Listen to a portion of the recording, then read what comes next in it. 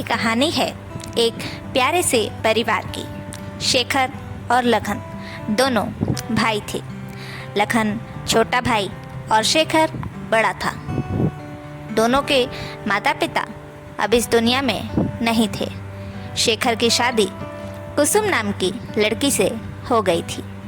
शेखर अपने छोटे भाई से बहुत प्यार करता था और उससे भी ज़्यादा कुसुम लखन से प्यार करती थी, बिल्कुल अपने बेटे की तरह।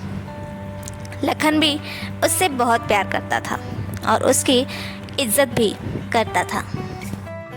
दरअसल शेखर के माता पिता के जाने के बाद कुसुम ने ही माँ की तरह लखन को बड़ा किया था, इसलिए लखन उसे माँ का दर्जा देता है।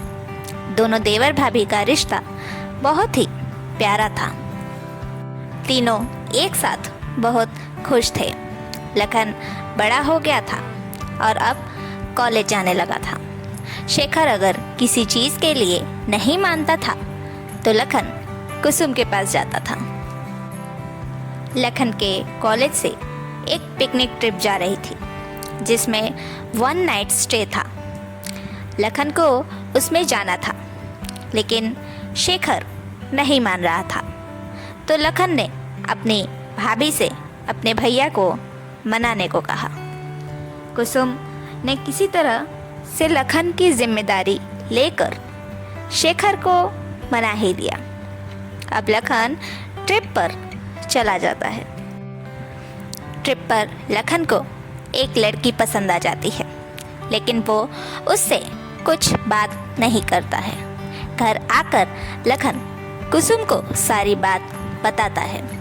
फिर कुसुम शेखर को सारी बात समझाती है। लखन उस लड़की का एड्रेस और नाम कुसुम को बताता है।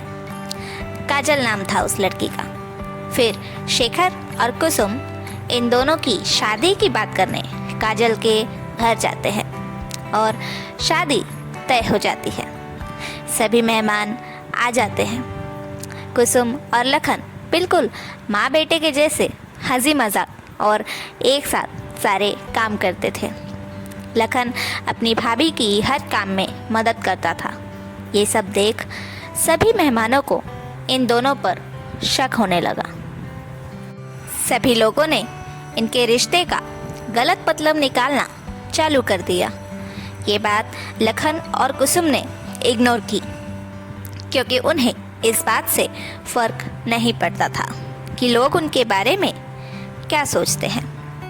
धीरे धीरे यह बात काजल के घर वालों तक पहुंची और इस बात को गलत तरीके से लेते हुए काजल के माता पिता ने शादी तोड़ दी। तभी कुसुम और शेखर लखन के साथ काजल के घर गए। वहाँ पर काजल के माता पिता ने एक शर्त रखी कि अगर लखन की शादी में कुसुम रहेगी तो ये शादी नहीं होगी।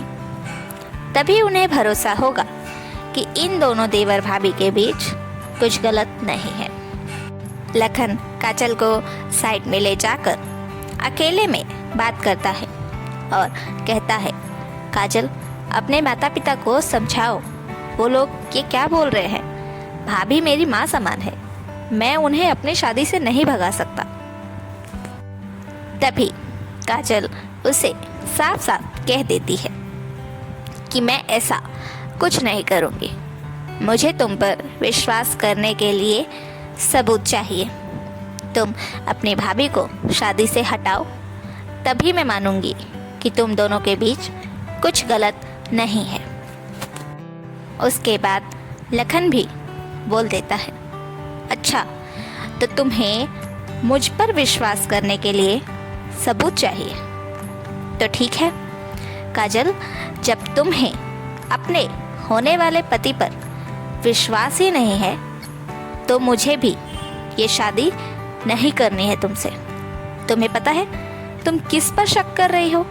मेरी भाभी पर, जो मेरे लिए मेरी माँ से बढ़कर है। मेरी माँ के जाने के बाद उन्होंने ही मुझे पाल पोस कर बड़ा किया है। जब मुझे बचपन में बुखार हो जाता था तो भाभी रात भर जाग कर मेरा ख्याल रखती थी। तुम्हें पता है, एक बार मैं छत से गिर गया था, मेरे सिर में चोट लग गई थी। तब भाभी ने मुझे अपना खून दिया था और मेरी जान बचाई थी, और तुम उन पर शक कर रही हो? छी, शर्म आ रही है मुझे खुद पर कि मैंने तुमसे प्यार किया। इतना कहकर लखन वहाँ से चला जाता है और अपनी भाभी को लेके वहाँ से चला गया। तभी काजल को उसकी गलती का एहसास हो जाता है और वो अगले ही दिन लखन के घर जाती है और कुसुम से माफ़ी मांगती है और सभी से ये कहती है कि मेरी शादी में भाभी ज़रूर रहेंगी, और जिस किसी को भी भाभी से तकलीफ़ है वो खुशी खुशी अपने घर जा सकता है। इतना सुनने के बाद सभी मेहमानों के रंग बदल गए। अब सब कुछ ठीक हो गया और कुसुम और लखन के रिश्ते पर कोई भी कुछ गलत नहीं बोलता था।